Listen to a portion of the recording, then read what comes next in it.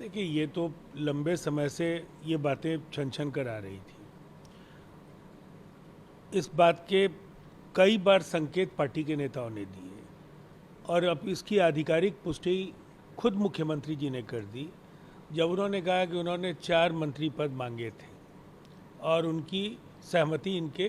मंत्री बनने में नहीं थी। तो ये राजनैतिक कृतज्ञता का इससे बड़ा कोई उदाहरण नहीं हो सकता है कि जिस व्यक्ति को एक सामान्य व्यक्ति से 2 बार सांसद, पार्टी का राष्ट्रीय अध्यक्ष और चाहे जाने अनजाने में अगर ये कद जदयू ने दिया था तो उसी के आधार पर वो केंद्रीय मंत्रिपरिषद में भी पहुंच गए और जो उन्होंने कारनामे किए हैं ये लंबे समय तक विश्वास को लेकर के अनेक लोगों के लिए कठिनाइयां पैदा करेगा। बीजेपी बोल रही है जंगल राज रिटर्न, लगातार हमलावर है। देखिए, ताज़ा एक घटना है। नोएडा में लोगों ने एक छुटभइये भाजपा नेता का कहर देखा है, जो आतंक राज उस व्यक्ति ने बरपाया और दबी जुबान से ही सही अंततः पूरे देश में ये बात चली गई कि विधानसभा का पास से लेकर और बड़े ठेकों तक में कई बड़े नेताओं का वरदहस्त उस छुटभइये नेता को प्राप्त था और ऐसे अनेक श्रीकांत त्यागी कहीं हिजाब और बाइबिल के नाम पर लोगों को प्रताड़ित और आतंकित कर रहे हैं, कहीं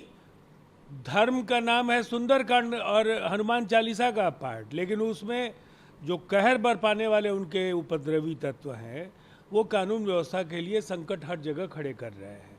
इसीलिए जंगल राज रिटर्न जैसी बात कहने वाले लोगों को अपने गिरेबा में झांकना चाहिए कि अनेक दागी नेताओं को उम्मीदवार बना करके उन्होंने ये साबित कर दिया है कि राजनीति में कामयाबी के लिए उन्हें किसी भी तरह के समझौते से गुरेज नहीं है। और ताज़ा उत्तर प्रदेश के चुनाव में जो एडीआर की रिपोर्ट है जिसमें सबसे ज़्यादा दागी राजनेताओं को उम्मीदवार बनाने का काम भारतीय जनता पार्टी ने किया। सोनिया गांधी से मिलते हैं और कहते हैं कि बिहार ने दिखा दिया कि भाजपा को इसे बाहर दिया। देखिए, निसंदेह ये बहुत ही कामयाब मॉडल है, एक ऐसा अलायंस जिसने भारतीय जनता पार्टी को बिल्कुल अकेला छोड़ दिया। अब तक उनके साथ कुछ दल होते थे, लेकिन इस बार बिहार विधानसभा में